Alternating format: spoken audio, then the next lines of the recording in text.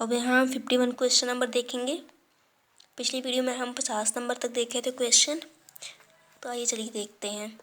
Which one of the following factors is to be considered while preparing WIM। WIM तैयार करते समय किन कारक को ध्यान में रखना चाहिए?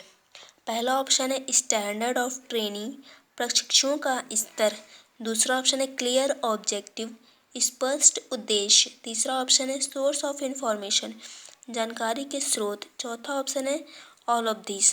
तो ये सभी क्या उनका मतलब चौथा ऑप्शन सही है। ये चारों मतलब तीनों जरूरी है, इसका ध्यान रखना चाहिए हमें। In WIM what does M stands for? Written instructional media material. M से अभिप्राय है यहाँ मटेरियल। ये देखिए, पहला ऑप्शन है मनी, दूसरा ऑप्शन है मटेरियल, तीसरा ऑप्शन है मैनेजमेंट, चौथा ऑप्शन है माल फंक्शन। तो इसमें हमारा दूसरा ऑप्शन सही रहेगा 52 का। अब आइए 53 नंबर क्वेश्चन पर चलते हैं। Which of the following material is prepared by student? निम्नलिखित में से कौन सी सामग्री विद्यार्थी द्वारा तैयार की जाती है? तो पहला है लेसन प्लान, पाठ योजना, ये अनुदेशक द्वारा तैयार किया जाता है। दूसरा है इंफॉर्मेशन शीट, ये भी अनुदेशक तैयार करता है।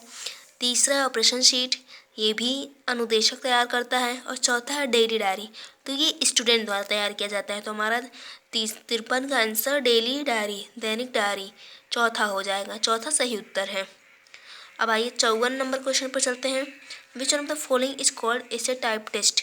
निम्नलिखित में से कौन सा निबंध प्रकार परीक्षण कहा जाता है?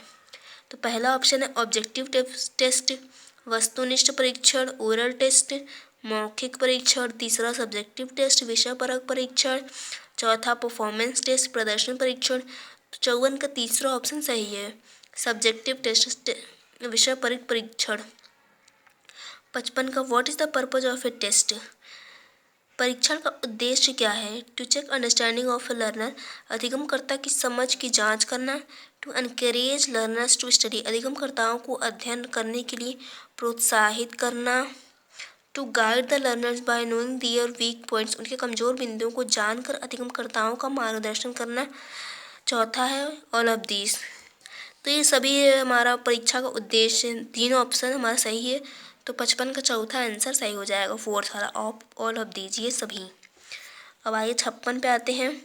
Which of the following is a reason of accident? निम्नलिखित में से कौन सा दुर्घटना का एक कारण है?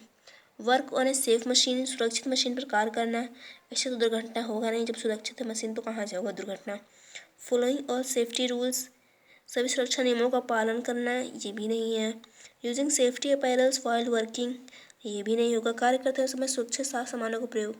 तो कार्य में जल्दबाजी, हरी टू वर्क, ये एक एक्सीडेंट का कारण है, दुर्घटना का कारण है। तो 56 का हमारा चौथा आंसर सही हो जाएगा। Who developed the taxonomy of educational objectives? जिन्होंने शैक्षिक उद्देश्यों की वर्गीकरण को विकसित किया। पहला ऑप्शन है बेंजामिन ब्लूम, दूसरा है इवान पावलोव, तीसरा है जॉन फ्रेडरिच, चौथा है BF स्किनर्स। तो 57 का हमारा पहला ऑप्शन सही हो जाएगा, बेंजामिन ब्लूम। 58 है which of the following is related to house keeping? निम्नलिखित में से क्या गृह व्यवस्था से संबंधित है? तो चौथा है हमारा क्लीनलीनेस, स्वच्छता। दूसरा है हमारा असाइनमेंट, नियत कार्य। तीसरा है WIM, चौथा है कम्युनिकेशन। तो पहला स्वच्छता हमारा सही आंसर है, स्वच्छता। 58 का पहला। विच of the following is associated with a good workshop? निम्नलिखित में से कौन सा एक अच्छी कार्यशाला से संबंधित है? पहला फायर एक्सटिंग्विशर्स, अग्निशामक। दूसरा फर्स्ट एड, प्राथमिक चिकित्सा। तीसरा सेफ्टी बोर्ड, सुरक्षा बोर्ड। चौथा ऑल ऑफ दीज। ये सभी 59वें का चौथा ऑप्शन सही है।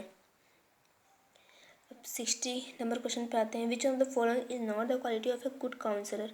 निम्न में से कौन सा एक अच्छे परामर्शदाता का गुण नहीं है?